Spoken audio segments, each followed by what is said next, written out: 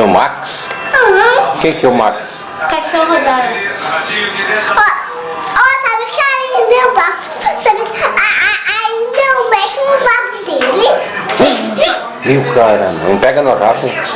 Pego. No rabo do cachorro. Uhum. E o que ele faz? Nem me morde.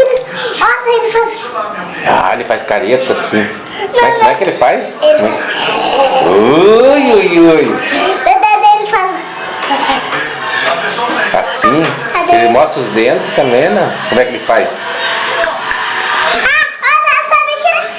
Sabe que ele fala assim, sabe quando sabe que a minha mãe leva uma comida no chão? O cachorro é feio ou não é bonito? É bonito. Mas como é que ele faz careta? Ui, ui, ui. Você sabe que faz... Você tá louquinho pra me morder. Tá louquinho. Quando eu cheguei em casa, eu mexi no lado dele também.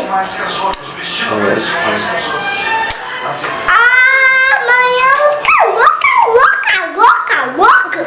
Ô, Rafa, o que você vai fazer amanhã quando acordar?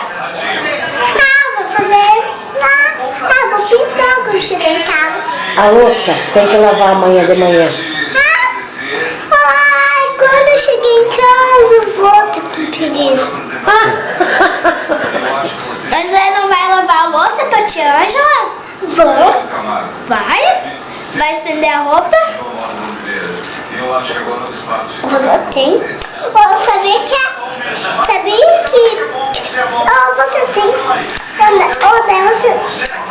Sabe que eu tenho...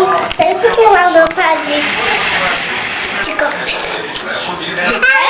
Nem gosta, meu Deus. Sabe que tem uma roupa de bisquete? Um cheque. Daí eu jogo o chinelo na minha mãe, jogo o chinelo no meu. Joga pro chão? Joga. Pra rua? Não, já joga pro chão. Ah. Daí eu passo a mão na cabeça do Max. Aí você sabe que eu desço no nariz do Max. Daí eu falo... você sabe que eu passo a tinta no Max.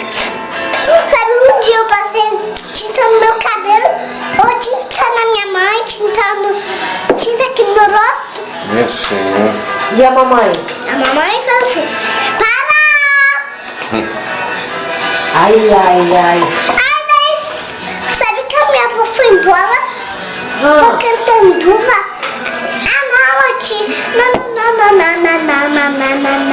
Por que ela foi embora? A vovó Mari? Por que ela foi embora? Pra Catanduva?